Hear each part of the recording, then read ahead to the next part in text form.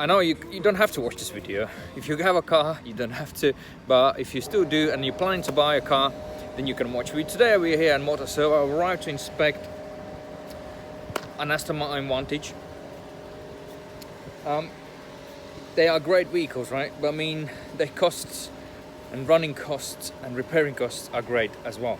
So my suggestion is, you don't have to inspect it. You can just go buy blindly, and then if you have some issues, I mean, just blame yourself, you know. For a certain amount of money, you can get a vehicle inspected and get the information. Even if the vehicle had full car history, right, like on this one, there are still some significant issues. Even they are little, right, but it can leave you still quite a lot of and significant dent in your wallet. And depends how you look at it. Probably everyone but they're planning their car will be perfect, but it's not reality. It's a used vehicle. This vehicle is 10 years old, you know, slightly more than 10 years old, and there will be fair wear and tear issues present on the vehicle. Yes, there will be some maintenance issues where you will need to spend the money on or allow seller to rectify it. Depends what you can negotiate, but the choice is yours. You obviously, you know about the cars a lot. That's fine. Everyone knows about everything nowadays because you go YouTube, you go Google, you know, and then you can be a guru.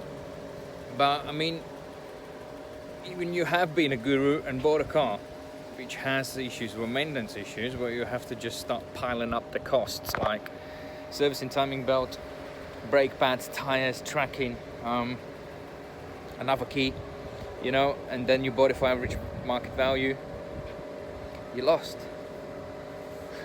you know. That's what we do. We saving you money. Inspection saves you money from costly surprises, you know, so you can have a fair deal, fair car, and you can be relatively happy of what you have. It depends where your expectations are, because some people would want everything perfect. It takes time to find the right car, because inspector goes out, it is your eyes and ears, right? And sometimes by advice of the inspector, because we look in the vehicle as we would bind for ourselves, sometimes you might not be buying the first vehicle.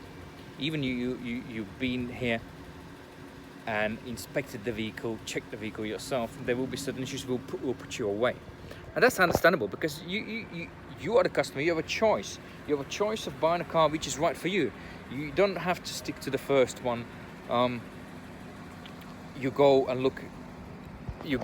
look at yourself, or you send an inspector out to look at for you, because what you want is something in a good condition, with everything, with all the repairs, all the maintenance work, timing belt, faults on our engine management systems or subsystems rectified, and there's nothing significant are outstanding. And you want good pads, you want good tires, at least minimum 5 mil left, so that will be 50% of the tire life. You want at least 60% left on disc and pads, you know, not 60% on the discs, yeah, but I mean, you want a fair wear and tear on the disc. You don't want a completely lip disc where you might have squeaks or vibrations when you exceed a certain amount of speed on a motorway, you know, and that will be annoying you, you know. So all those things we can have a look for you and report it on a inspection. Sometimes things varies because of the weather conditions, you know. The squeaks will go away when it's wet. The squeaks will come back when it's dry, you know. But get a professional, let them check it over for you, and then you can make the right decision. Negotiate with the seller, allow them to rectify it. If costs are significant compared to the average market value, just don't buy the car. you already won the game. Be smart. CarExamer.com.